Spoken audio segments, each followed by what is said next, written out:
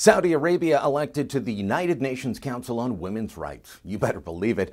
I'm Brian Lilly with Rebel.media. I wish I could say it was unbelievable, but Saudi Arabia actually getting elected to the Geneva-based United Nations Commission on the Status of Women for a 4-year term is unfortunately very believable and very real. Having obtained the necessary majority, I declare elected from the Asia-Pacific states, Iraq, Republic of Korea, Japan, Turkmenistan, Saudi Arabia, to the Commission on the Status of Women for a 4-year term beginning at the first meeting to be held in 2018.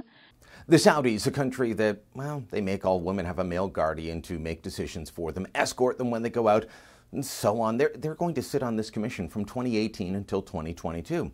I'm sure the main delegate, by the way, will be a man, perhaps with a woman sitting 3 seats behind him, Saudi style. Check out the opening of this report by Human Rights Watch on the Saudi system of male guardianship.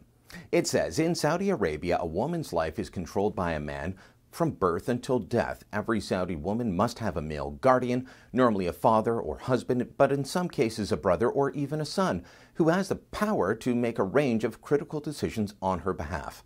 Amnesty International says this about Saudi Arabia. Women and girls continue to face discrimination in law and in practice, and were inadequately protected against sexual and other forms of violence. Women remained legally subordinate and inferior in status to men in relation to marriage, divorce, child custody, and inheritance, and could not access higher education, take paid employment, or travel abroad without the approval of their male guardian. Women also remain banned from driving. This is the latest report from Amnesty. This country has a host of other human rights problems as well, but hey, don't worry about that. They're on the UN Human Rights Council as well, so what's the big deal? They're obviously a model nation. Once you look past the torture, arbitrary arrest, the detentions, the executions, lack of basic rights and fundamental freedoms.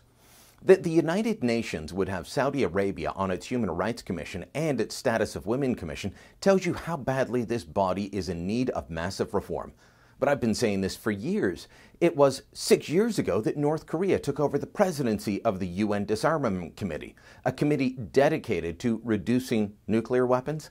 Canada boycotted the Disarmament Committee while North Korea was in charge, but the UN countries just go along to get along. The reasoning for North Korea, by the way, a country that was actively and still is actively pursuing nuclear weapons, taking over the presidency of that committee, it was their turn. They went alphabetically. Countries at the UN don't want to make waves. Well, thankfully, that isn't the case right now under the United States, under President Donald Trump. Under Obama, the rule was not to rock the boat too much. The U.S. wouldn't declare the Armenian genocide so that Turkey wouldn't be upset. That's something that Ambassador Samantha Powers tweeted her regret about this past week.